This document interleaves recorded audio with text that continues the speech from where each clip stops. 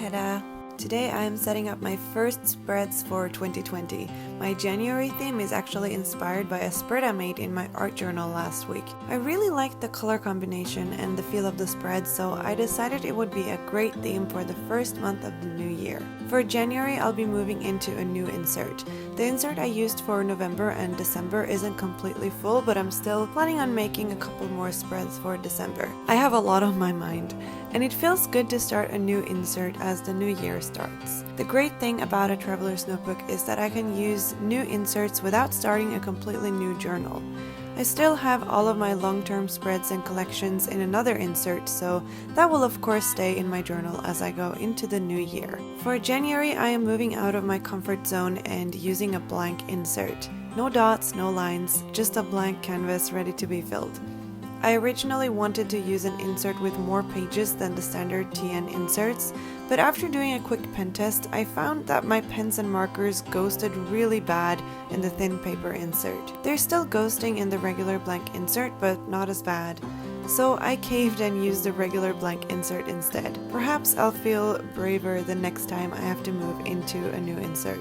Before I get into making spreads for January, I want to thank RUSTICO for sponsoring this video. RUSTICO is a Utah-based company that makes beautiful leather goods, like the Traveler's Notebook I am using right now. I switched out my Traveler's Company TN for RUSTICO's TN because RUSTICO's is slightly wider and can therefore hold more inserts without them poking out at the edges. This TN was gifted to me by the kind people at RUSTICO. You can find a link to their website in the description box below. Alright, let's get into the spreads.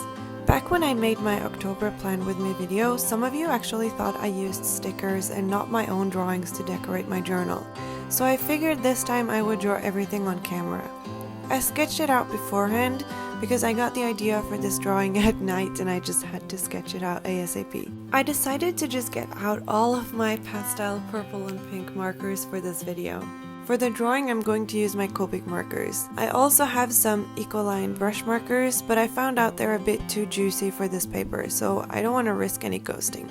The purple mileliners are really pretty as well. I also have my trusty old Tombow dual brush pens in various colors and my Crayola super tips. Although I have all those fancy markers, it was a Crayola super tip marker I used to letter January later. It just shows that you don't need expensive stuff because sometimes you just want that one specific color. I can use Copics because I'm using a separate piece of paper that I ripped out of my art journal, so I don't have to worry about the bleeding. I really love Copic markers. They draw beautifully and they seem to last forever too. I have had some of these babies for several years. I'm inking the drawing with a Copic multiliner in the color Wine. I actually like this color so much, I really want to get my hands on some similarly colored ink for my fountain pen before January starts, unless I want to mix black writing with my wine colored lines. We'll see what I end up doing. I actually really like the inking process, probably more than the coloring. I tried to capture the motion of wind catching hair. Let me know what you think about my drawing in the comments below. I used 6 different colors for the drawing. 2 purples or blues for the hair, 2 purples for the wings, and then a pink for the skin, which I ended up going over with a different pink later because I didn't like how it turned out. I know everyone has their own marker techniques, but I prefer to put down the darkest color first. This way I can go over everything with the lighter shades later and blend the colors. I prefer this over using a colorless blender. Out of all the mediums I have ever tried, alcohol-based markers are probably my favorite. I started playing with pro markers when I was around 16 years old, which is now 10 years ago. Help! Here you can see I used a darker pink to give some color to the body because the first pink I used was too light and kind of fluorescent in a way, and that was not the color I wanted.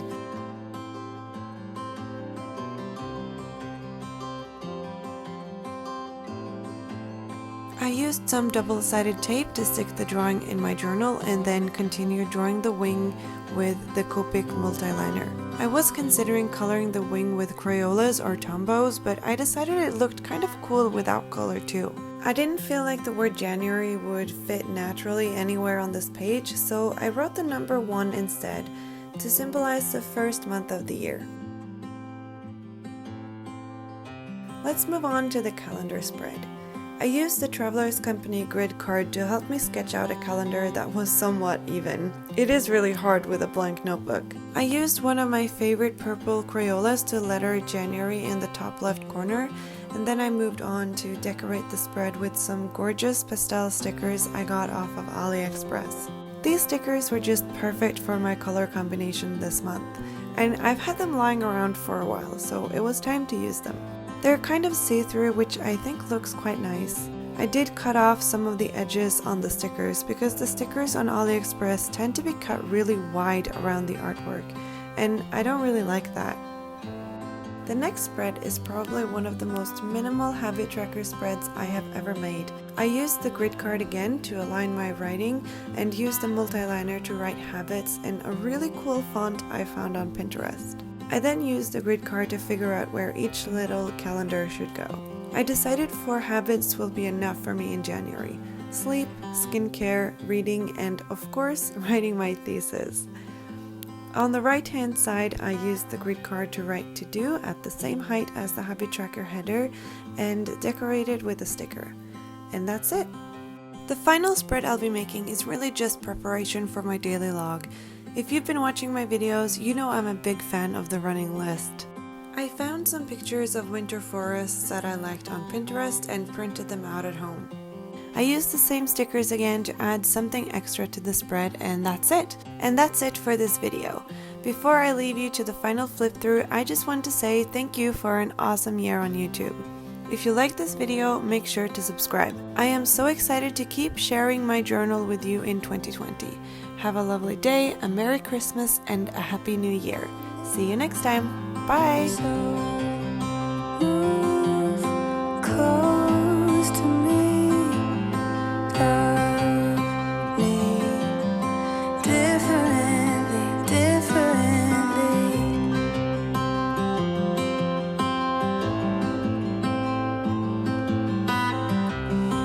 Beside me, you held my hand in the dark.